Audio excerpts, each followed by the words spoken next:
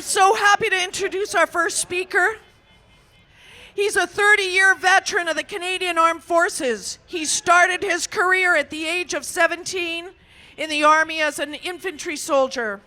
In 1992, he transferred to the Royal Canadian Navy as a Marine engineer. His career in the Navy spanned just over 25 years. His operational deployments included anti-piracy operations in the Arabian Sea, Operation Apollo, and Operation Altair as part of the Afghanistan mission on the War on Terror.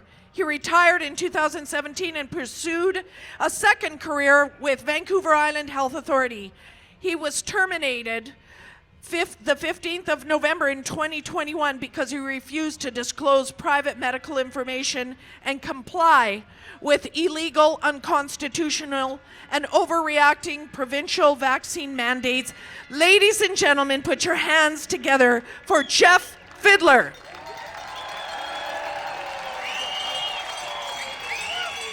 Thanks, Maria.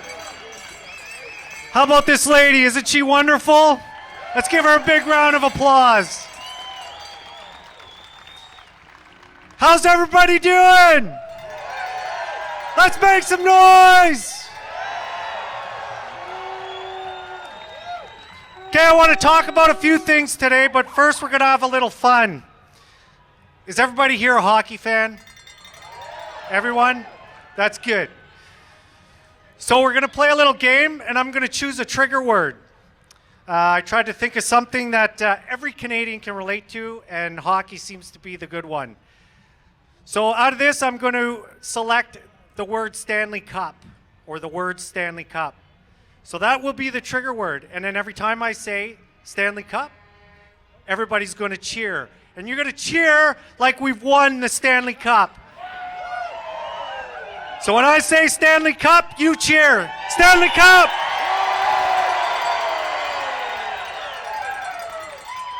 If we can't honk, we're going to scream and yell.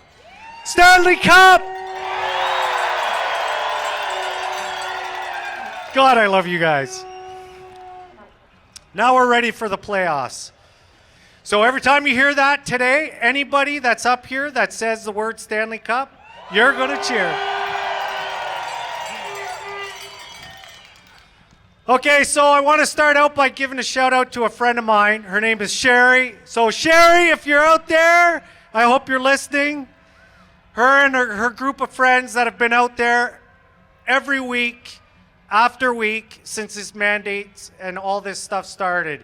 And they've been there relentlessly protesting for all of us. So I want to give them a nice, warm, giant Stanley Cup cheer.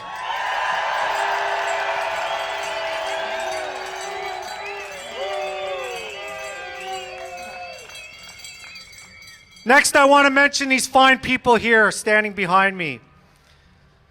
I want you to know that these individuals, whether military, police, firefighters, paramedics, or any other service, they have not turned away from duty, honor, and integrity, but show their courage in this adversity. Many have retired and no longer are serving in uniform, but we're here today. Today because they continue to serve. They understand, just as I, duty is a responsibility, and it is a lifetime of service. We have not forgotten where our loyalties lay. They lay with our fallen Canadian values, ethics, and morality, our Constitution and Charter of Rights, but most importantly, those we serve, you, the people of Canada. So please give these heroes the warmest Stanley Cup cheer.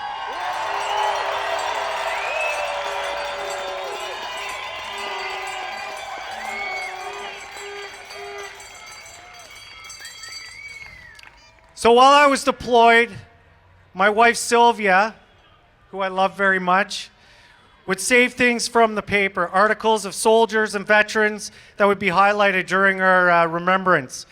However, there was one that I had strongly connected with at the time, but even more now so.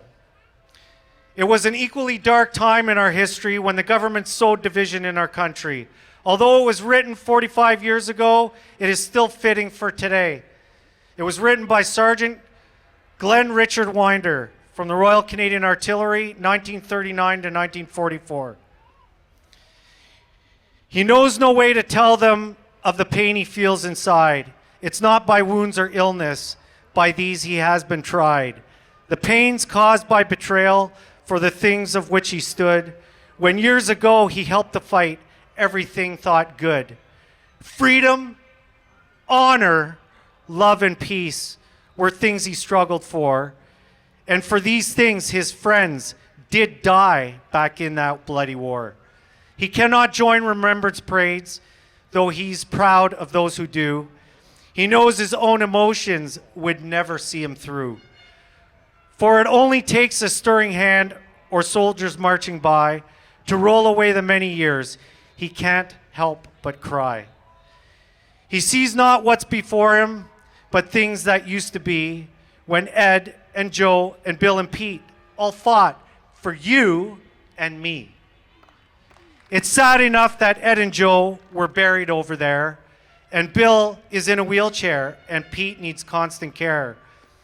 But the thing that really hurts so much is how soon we forget and let the things, the battles won, disappear without regret.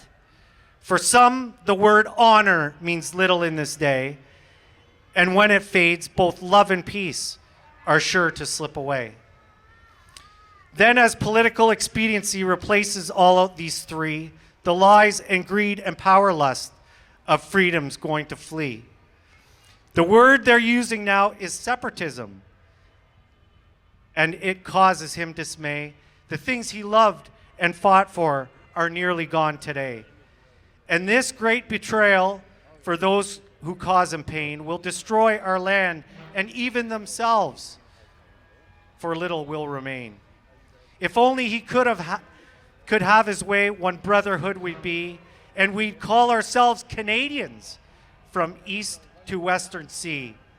The same rights would be for everyone, and they'd be equal too. Then other things would fall in place, and we could start anew. Ed's family came from Britain, and Joe, they say, were French, and Bill's were from Ukraine, but their sons shared just one trench. Pete, well, he was Indian, and he fought right by their side, and no one cared what the other was, though in Canada each had pride. If things had only stayed that way, he wouldn't feel such pain, and Ed and Joe, Bill and Pete would not have fought in vain. Written by Richard Glenn Winder, 17th of January, 1977. So I want everybody to look out at that far corner of the property. What do you see? I'll tell you what I see. I see sacrifice. I see bravery, courage, honor, and love. They may say it's just a statue, but every cenotaph stands as a reminder. It's not just once a year when we gather to pay respects, but it's every single day as a permanent reminder that the price of freedom isn't free. The final thing I'd like to touch on is our national anthem. Are they just words? Are they lyrics? What do they really mean to you? Do they inspire you? This is what they mean to me. Our home and native land. This is our home, no matter who you are or where you come from. Why? Because in spite of all of our differences, we all share common values. This is our home where we are united as Canadians.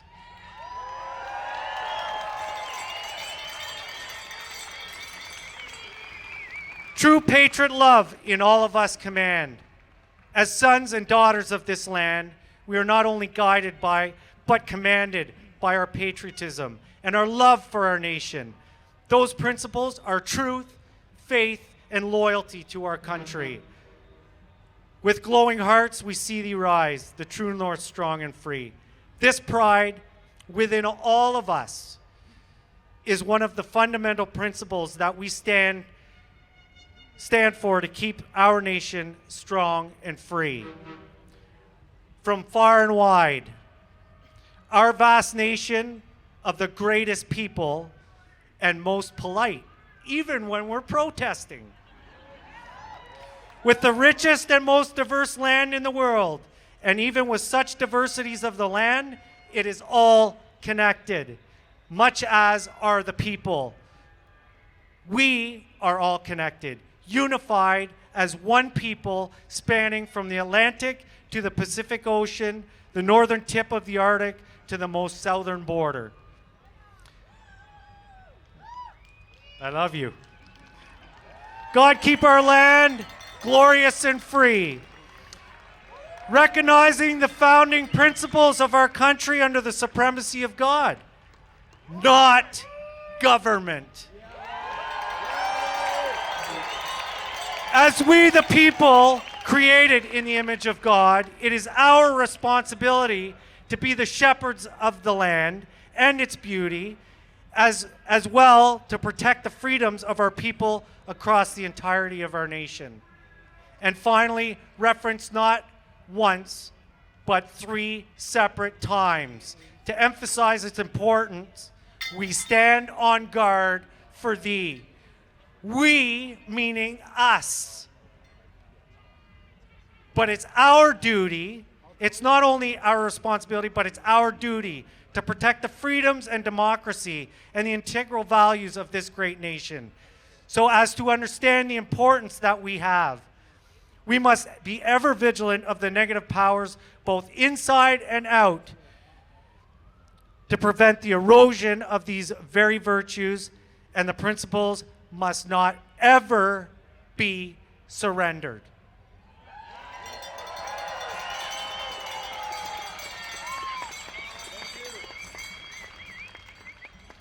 So, when our anthem starts, I want you to sing. Sing it loud, sing it strong and powerful. Sing it with passion. Be proud of who you are and who we are as a people and a nation. Understand every word you sing and what they mean to you.